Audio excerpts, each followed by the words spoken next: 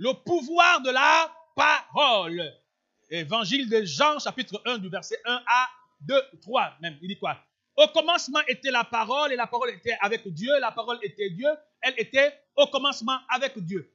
Quand tu lis la suite, que tout ce qui existe a été fait par la parole. Rien de ce qui existe n'a été fait sans elle. Donc, la parole crée tout.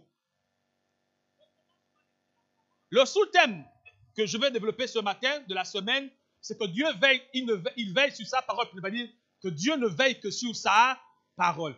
Dieu veille sur sa parole. Il ne veille pas sur la parole, mais il veille sur sa parole. La bonne nouvelle, c'est que sa parole se trouve dans sa Bible. La Bible est une compilation de sa parole. Donc la Bible, c'est la parole de Dieu. La parole de Dieu. Mon frère, ma soeur, écoute la parole. Dispose ton cœur. Même ce que l'Esprit a dit tout à l'heure ne t'arrange pas. Écoute quand même la parole. Écoute la parole. Dispose ton cœur. Un enfant a un cœur simple. Il dit quoi? Il veille sur sa parole. Bien-aimé en Christ Jésus. Dieu ne va nous soutenir que parce que nous sommes dans sa parole. Dieu ne va te soutenir que parce que tu es dans sa parole. C'est pourquoi il dit dans Jacques 1, 22, il dit mettez la parole en pratique. Laquelle? Sa parole. Il dit mettez-la en pratique. Ne vous bornez pas à l'écouter et en vous trompant vous-même pas des faux raisonnements. Ça veut dire quoi? Dieu sait que quand on écoute la parole, nous raisonnons, nous nous excluons. Ça veut dire qu'on a l'impression que ce n'est pas nous qui s'adresse. Quand Dieu nous parle, quelquefois on boude. Parce que Dieu nous dit ce qui ne nous arrange pas. Quelquefois on rumine. Parce qu'il nous reprimande. Quelquefois on s'oppose. On dit après, bon, souvent on dit, ah, le pasteur là-bas il a parlé. Mais il y a deux choses à l'église. Et on verra. Les canons d'expression de Dieu. Quand Dieu veut te parler, qu'est-ce qu'il fait? Il va utiliser ses serviteurs. Il va utiliser beaucoup des éléments. Même les songes, il va utiliser pour te parler. Il va utiliser des hommes, des femmes, des circonstances, du visible, l'invisible. Il va utiliser des choses pour nous parler. Maintenant, alors que je parle, pour toi qui parle, le pasteur Bruce Nzengi, tu penses que c'est moi qui parle parce que tu me vois. Et la Bible déclare que c'est poussé par l'Esprit de Dieu que les hommes ont parlé de la part de Dieu. Et donc, si tu es chrétien, tu comprends que celui qui se tient sur l'autel de Christ qui parle, il parle de la part de Dieu, alors j'écoute. Alors j'écoute, c'est Dieu qui me parle. C'est ce que ça veut dire. Alors, c'est Dieu qui te parle, oui, mais il ne te parle pas que toi, il parle à celui qui parle aussi. Donc, c'est pourquoi nous disons des choses, même quand ça nous concerne, nous qui parlons. Parce que nous ne sommes quoi? Que des porte-voix. Bien-aimés en Christ Jésus, Dieu parle. Dieu, il parle. Mais Dieu ne va regarder que si seulement cette parole qu'il donne est dans ta vie. Il ne veille que sur... Veiller veut dire quoi? S'assurer de l'effectivité. Il s'assure de cette parole. Et donc, quand Dieu te donne une parole, il va veiller à son accomplissement. Ça veut dire qu'il va s'assurer à ce que cette parole prenne vie là où elle est envoyée. C'est pourquoi, dans la parole de Dieu, il n'y a pas que des bénédictions, il y a aussi des sanctions.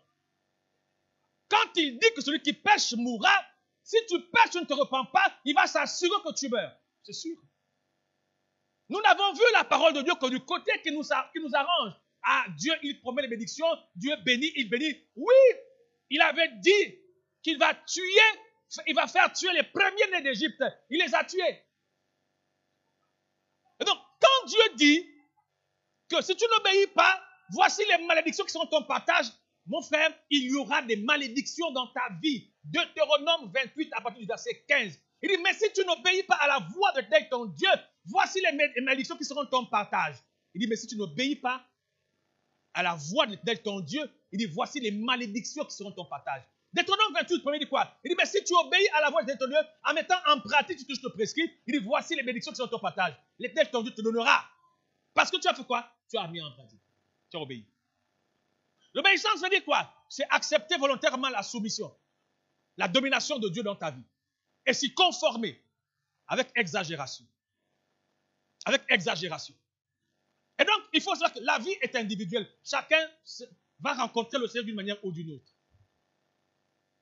Quand on prêche la parole en disant, il faut ce que tu penses qu'on te dérange, tu sauras qu'un jour, tu aurais dû te soumettre à ça. Tu aurais dû.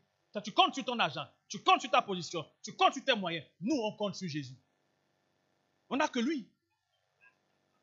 Celui qui touche les cœurs de roi, qui incline les cœurs des hommes, c'est lui qui rend disponible, qui rend possible les choses impossibles. Frère, attache-toi. Malheur à l'homme qui se confie à l'homme. Un jour, l'homme là que tu comptes là, va t'abandonner. Qu'il soit ton mari, ta femme, je ne sais pas pourquoi. Mon ami, le cœur de l'homme est changeant. Le cœur de l'homme est changeant. Ce n'est pas le but qui compte, c'est la fin qui compte. Tu peux te sentir très heureux, très épanoui aujourd'hui. Tu n'as pas idée de quoi demain sera fait. Mon frère, l'homme prudent voit le mal de loin et il se cache. Cache ta vie en Jésus. Cache ta vie en Jésus. Arrête de t'appuyer sur les choses du monde. Cache ta vie en Jésus. Quelle que soit ta position, cache ta vie en Jésus. Le Seigneur a fait ces choses. Il a fait ces choses comme il a voulu. Il a fait. Et il a fait. Il a vraiment fait. Alléluia. Dieu ne veille que sur sa parole. C'est pourquoi je t'encourage vivement à ne pas créer ton christianisme. Ne crée pas ton christianisme. Marche selon que le Seigneur te demande. Ce jour-là, tu pourras dire à Dieu, souviens-toi de moi. J'ai marché avec toi dans l'intégrité, dans la fidélité et dans l'humilité. Un roi qu'on appelle Ézéchias, il a rebâti le royaume, il a ramené l'adoration. Le jour où Dieu envoie son serviteur Ésaïe pour lui dire qu'il va mourir, il va dire à Dieu, souviens-toi que j'ai marché avec toi d'une manière intègre. Ma question, est-ce que tu marches avec Jésus d'une manière intègre? Il dit, j'ai marché avec toi d'une manière intègre. Il dit, j'ai rebâti l'adoration. J'ai renversé les autels de Baal. Je te repositionne comme adorateur, comme adoration dans le pays. Dieu dit, oui, c'est vrai. Il dit, oui, c'est vrai. Il a appelé son prophète Ésaïe. Il dit, va lui dire qu'il ne mourra pas. Au contraire, j'augmente sa vie. Pourquoi Dieu fait ça? Parce que tu es un vrai adorateur. Tu es un vrai chrétien. Tu es un vrai chrétien. Tu dois vouloir être un vrai chrétien. C'est comme une femme mariée doit vouloir être une vraie épouse. Pas une épouse de bricolage et de cafouillage. Tu dois vouloir être quelqu'un de vrai. Il faut que quand Dieu te regarde, il dise à Satan, mon serviteur, celle-là c'est ma servante, c'est ma fille. Quand Dieu te regarde, le jour où le monde spirituel se lève contre toi pour nuire à ta destinée, Dieu doit intervenir et dire, pas lui là. Toucher le voisin, mais pas celle-là. Ta vie doit compter. Pourquoi tu bricoles ta vie chrétienne? Tu n'es pas convaincu pendant ce meeting. Mais mon frère, si tu crois que Jésus existe, alors accroche-toi, esprit à mes corps. Saisis-le. Soumets-toi.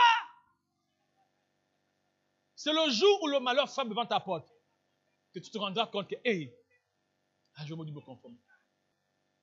Je n'ai pas enterré un fils à l'église. Même l'enfant d'un fils à l'église. Ceux qui suivent l'instruction, ils montent, ils descendent. La main de Dieu est sur eux. Ils vont te témoigner que, on a eu ça, mais on n'a pas compris. Dieu a intervenu. Oui, il y a l'alliance qui parle. L'alliance qui parle. On ne marche pas avec tout le monde. Il ne faut pas suivre. Hein. Chaque église a une alliance. Hein. Et chaque homme de Dieu a une alliance. En tant que berger établi, il y a une alliance. Qui fait que l'alliance parle dans la vie des âmes. En fonction de comment l'homme là est. Ça fait presque 13 ans. Je n'ai pas été au funérailles de quelqu'un de l'église, directement. Tu es sous l'alliance de l'église quand tu te soumets à l'église. Dieu te reconnaît. Il y a un ange ici, qu'on appelle l'ange protecteur de ministère chrétien d'impact. Chaque église, il y en a. Et c'est cet ange-là qui intervient dans la vie des paroissiens, des fidèles de l'église. Pas des visiteurs de l'église. Des fidèles de l'église. Oui. J'ai vu des gens malades dans des situations difficiles. Dieu a relevé. Malade au point où on dit, il va mourir. J'ai vu Dieu relever. J'ai vu Dieu relever. J'ai vu Dieu relever. Je me rappelle d'une sœur chantre qui était malade, la peau sur les os. Les médecins l'ont sorti de l'hôpital en disant, on va mourir à la maison. On est allé chez la sœur, chez le frère et la sœur. J'ai humé l'odeur de la mort. Et puis j'ai vu Dieu intervenir. Pendant que je priais dans la chambre, la fille là, la sœur là, elle était allongée, même parler ne parlait plus. L'hôpital l'a sortie. Je lui ai dit Amen, Jésus est vivant.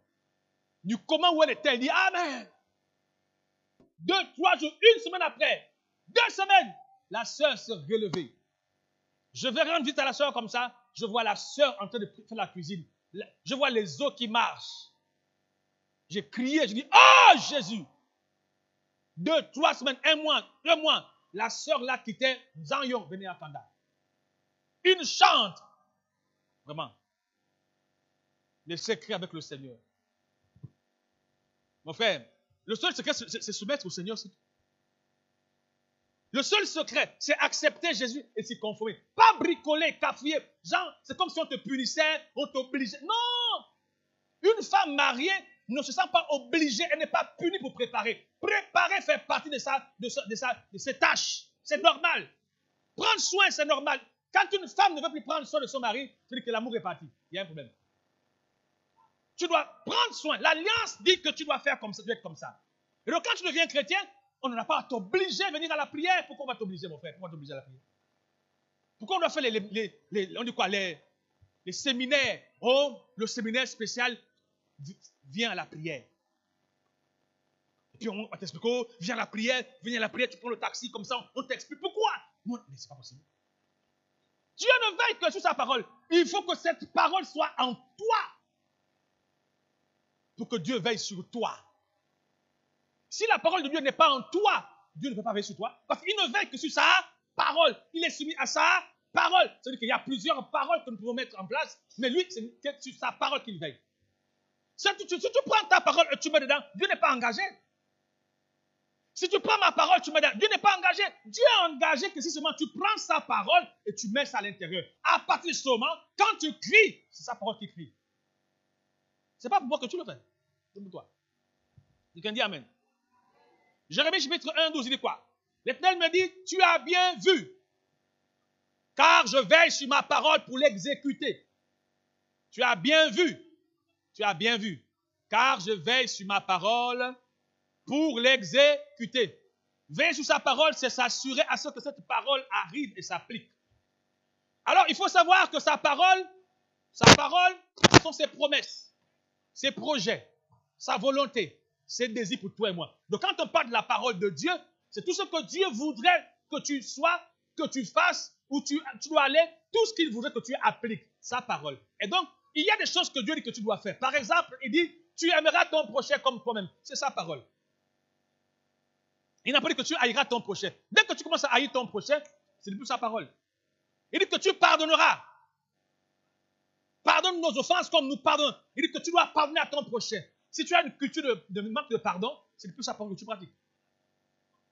C'est plus sa parole que tu pratiques. Il dit tu dois te soumettre à lui.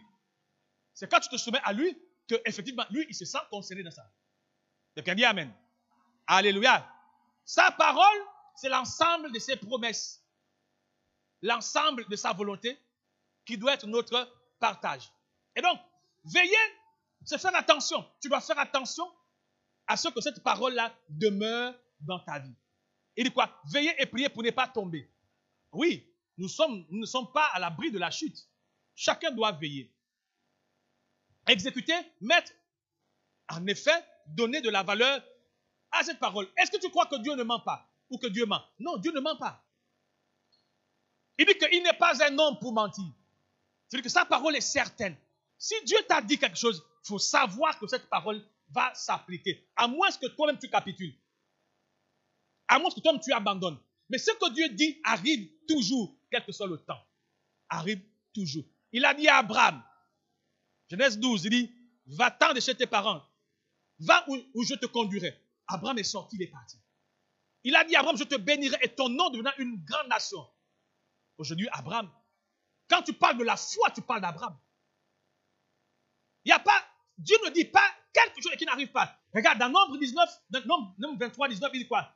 Dieu n'est point un homme pour mentir. Donc Dieu ne ment pas. C'est pourquoi tu dois croire en la parole de Dieu. Et tu dois te conformer. Je te dis, tu ne mourras pas. Tu ne mourras pas. Quels que soient les diagnostics que les hommes ont dit sur ta vie, tu dois croire que Dieu veut que tu vives. Et que tu marches à la lumière de sa parole. Et que Dieu veillera sur sa parole pour s'exécuter. Tu ne mourras pas. Mais il faut croire à ça. Et tu dis quoi? Je ne suis pas un homme pour mentir. Ni le Fils de l'homme pour se repentir, ce que sa bouche dit, ça m'a accompli. Dieu veille sur sa parole. Il veille sur sa parole. Il veille sur sa parole. Amen. Il veille sur sa parole. Oui, oui, il veille sur sa parole. Dans 2 Pierre 3,9, il dit quoi? Le Seigneur ne tarde pas dans l'accomplissement de la promesse, comme quelques-uns le croient. Il ne tarde pas, comme on le croit. Ce que sa bouche dit. Vous savez, quand je vois aujourd'hui, quand je regarde un peu comment on vit, pour nous, la parole de Dieu est une information. C'est-à-dire que ça nous donne juste, on dit quoi? On comprend, on entend juste. Mais en fait, cette information ne percute pas notre intérieur. Un jour, j'étais malade. Vraiment, hein? J'étais un peu malade, et puis bon, j'étais quand même malade. J'étais malade, vraiment. Et puis je commençais à me dire, bon, je dois aller à l'hôpital, je dois faire comme ci, je dois faire comme ça. Et puis Dieu me dit, j'entends Dieu me dit, et si tu croyais seulement que je peux te guérir? Parce que j'étais en train de douter, et je commençais à me questionner, bon, il faut que je trouve une solution, etc. Et il me dit, j'étais assis sur mon lit, alors que je sortais de la douche, il me dit, mais si tu, qu'est-ce qui t'empêche de croire? Et si seulement tu croyais seulement? Et je me dis, mais croire, c'est quoi? Je dis, croire. Mais croire, comment? Je dis, je crois déjà. Il me dit, non. Enlève tout doute en toi et tout raisonnement.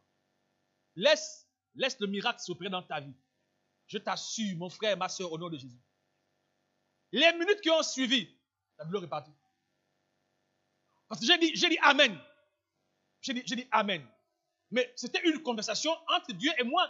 Si quelqu'un me regardait, je vais péter un câble. Parce que je parlais comme si je m'adressais à quelqu'un. J'ai dit oui, Seigneur, c'est vrai. Amen. Je crois. Et les minutes qui suivaient, la douleur qui était persistante et présente dans ma conscience a disparu de ma conscience. Et j'ai compris qu'en fait, le miracle existe. Le problème que nous avons, on n'a pas la parole de Dieu en nous.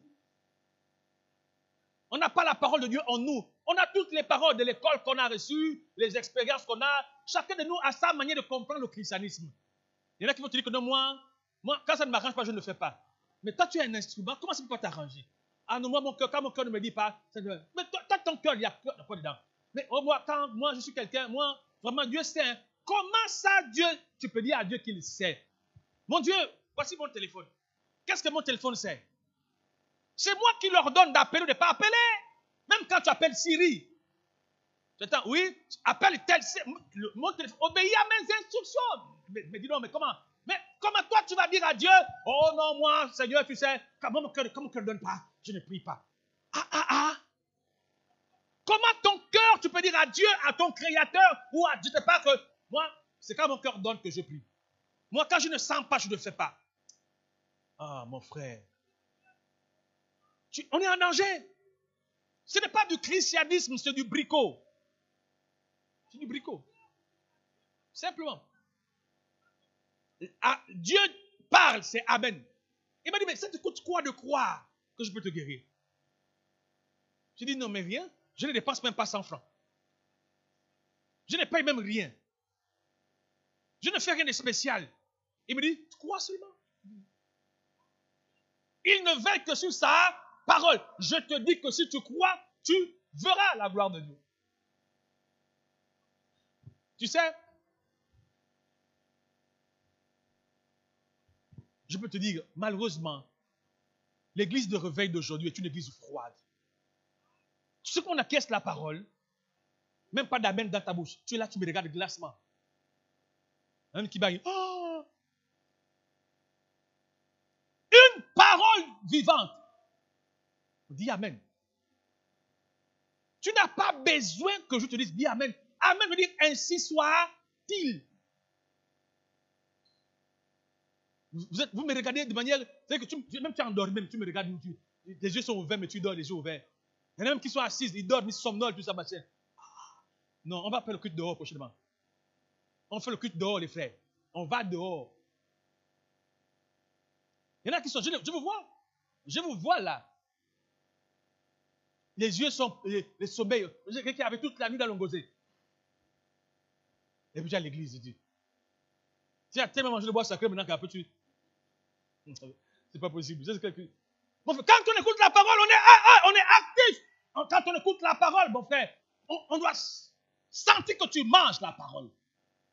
C'est pas tu me gagnes.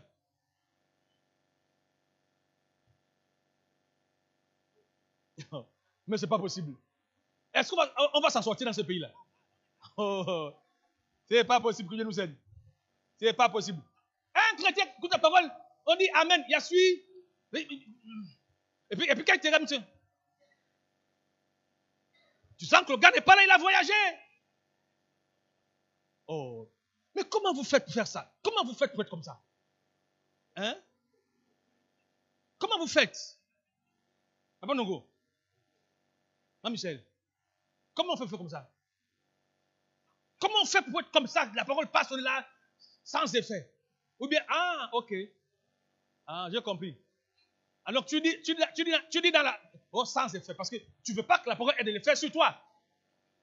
Quand on dit il faut changer, tu dis sans effet. Tu dis sans effet. Hein? Dieu te parle, tu dis sans effet. Non, dis-moi Amen. Dis-moi Amen. Non, dis Amen. Mais vous ne dites pas Amen pourquoi? Vous ne voulez pas changer, hein? Jesus Christ. Quand la parole passe, vous, c'est les éveillés des hommes. Non, mais quand la parole passe, que tu es éveillé, tu dis Amen, je reçois au nom de Jésus. Oh, je reçois. Tu dois, même si tu ne fais pas le bruit, je reçois au nom de Jésus. La parole de Dieu, tu dois la recevoir. Tu dois la saisir. Tu dois la saisir. Ne reste pas assis avec l'enfant, mais tu es assis, puis tu casses l'œil. Mais on ne vient pas à l'église pour casser l'œil. On ne vient pas à church pour casser l'œil. On vient à l'église pour recevoir. Amen. Tu viens recevoir ce qui va t'aider à affronter la semaine. Tu viens recevoir l'orientation, la direction, l'information qui va transformer ta vie. Donc, quand tu viens à l'église, c'est pour rencontrer le Créateur. Oui.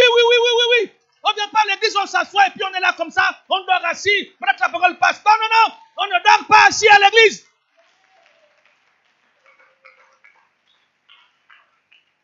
Bon, Maman Michel, dimanche prochain, mets-moi le matlantoum là-bas, s'il te plaît. Comme ça, quand quelqu'un entre, tu te le mets un peu aux yeux.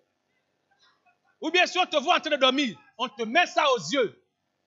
Comme ça, machin là, tu vas sentir qu'il faut que tu sois éveillé. Mais qu'est-ce que c'est que ça? Hein? Mais comment? Une église, même quand les chants sont en train de louer, les gens n'acclament pas. Ils ne sont pas nombreux qui acclament. Les gens sont assis, les pauvres enfants sont souffrés à chanter. Oh. Rien. C'est ce que les fraudeurs savent aussi. Accompagner les enfants qui louent avec les enfants. Alléluia. Mais bon sang, tu danses dans les boîtes de nuit dans les bars?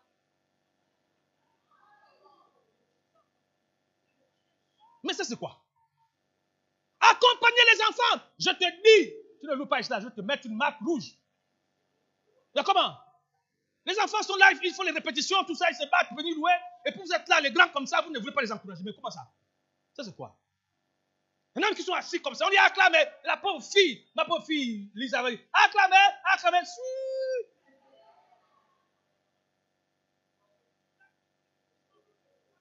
Non, vous n'êtes pas bien, je vous dis. Non, vous n'êtes pas bien. Vous n'êtes pas bien. Je vous dis, quelquefois, ils sont frustrés parce que vous ne chantez, vous ne accompagnez pas. Même s'ils ne chantent pas comme il le faut, accompagnez-les quand même, c'est quoi? C'est pour Jésus, non? Mais comment ça? C'est pour Jésus? Même s'ils font des fautes, ils dégament, c'est pour Jésus, il faut les accompagner. Quand la louange passe, tout le monde debout. Tout le monde debout. Tout le monde debout. Tout le monde debout, yeah. Tout le monde debout, yeah. Tout le monde est debout. La louange est une puissance qui libère. Tu ne sais pas ça? Tu dois danser pour Jésus, même si tu as mal aux articulations, même si on t'a insulté hier, on t'a mal parlé hier. Même si... Mon ami, lève-toi et loue le Seigneur. Tu viens déjà énervé, la louange passe, tu froisses le visage. La pauvre fille, quand elle chante, quand elle te regarde comme ça, panique. Le visage est trop fermé. Pendant que les enfants sont en train de louer, c'est normal. Est-ce qu'on fait comme ça? Souris un peu. Pourquoi tu intimides les enfants? Ils t'ont fait quoi? Tu veux les bloquer? Mais comment? Tu n'aimes pas louer, reste dehors quand la louange passe. Mais quand les enfants louent, accompagnent les enfants, acclamez. Quand il dit à gauche, gauche, tu vas à gauche, à droite, droite, tu pars. On dit devant, devant. Mon ami, c'est ça le culte. Nous sommes les enfants de Dieu. Nous sommes tous les enfants de Dieu. Alléluia. Il faut que je te prêche un peu comme ça parce que ce n'est pas possible ça. Et puis arrête de venir en retard ici. Hein. Juste pour ne pas louer. Comme tu n'aimes pas louer, tu ne veux pas louer. Donc tu viens après la louange. Quand la louange est finie, tu arrives, tu apparais. Bah. La louange est finie. Parce que tu ne veux pas danser. Ça, c'est quel genre ça? Les chrétiens dansent. Alléluia. Les enfants de Dieu dansent. Parce que lui-même, il siège au milieu de la louange. Oui, oui. Les enfants de Dieu dansent. Alléluia. Si tu vois un enfant de Dieu qui ne danse pas, demande qui est son vrai père. En tout cas, ce n'est pas Jésus. Même Jésus, avant d'aller à la croix, on dit que quand il était au jardin de Gethsemane, il a loué le Seigneur. Il dit, Seigneur, je vais à la croix. Papa, je vais à la croix. Au nom de Jésus, je vais à la croix. Je vais à la croix. Donc, il a dansé avant d'aller à la croix. Ouais, il faut danser. Il y a les miracles dans la louange. Tu te dis, hein? Les rhumatismes, les rhumatismes, les glomatismes, tout ça quand tu danses, les douleurs la patte, comme tu ne te rends même pas compte. Danse pour le Seigneur. Que tout ce qui respire, sauf si tu ne respires plus. Si tu respires, je t'impose à louer le Seigneur. Et donc, si tu arrêtes, tu ne loues pas, c'est que tu as signé ton décret de ne plus respirer. Tu as vu, non? On loue pour le Seigneur. Un enfant de l'an, il danse. Regardez les Congolais comment ils dansent, même les Ivoiriens. Le culte commence, la louange, tout ça, machin. Allons-y. C'est ce qu'on a. On fait avec ça. Louons le Seigneur, les amis. Louons-le. Et on ne vient pas à l'église énervé. On ne vient pas à l'église énervé. Quand on vient à l'église, on ne force pas le visage. On ne regarde pas les autres en haut, en bas, tout ça. Non, non. On participe à la louange. Alléluia. Amen, amen. Oh, Jésus est vivant. Alléluia. Bon, les enfants, venez montrer. On va voir comment ils vont danser ce matin-là. Venez. Venez. S'ils ne dansent pas ce matin-là, aujourd'hui, on ferme la porte. Vous fermez la porte. Il y en a marre de voir comment les gens ne veulent pas danser. Mais c'est pas possible. Oh. Faut danser pour le Seigneur. On a vu ça où? Une église où les gens ne dansent pas. Hein? C'est comme si vous venez charger avec les bombes. Et dès que la louange peut vous lancer, les enfants sont traumatisés. Dansez pour le Seigneur. Alléluia. Merci Jésus. Ce matin, le Seigneur veut nous conduire d'une manière particulière. Soyons dans la paix. Alléluia. Soyons contents d'être des enfants de Dieu. Et soyons joyeux dans la maison du Seigneur. Amen.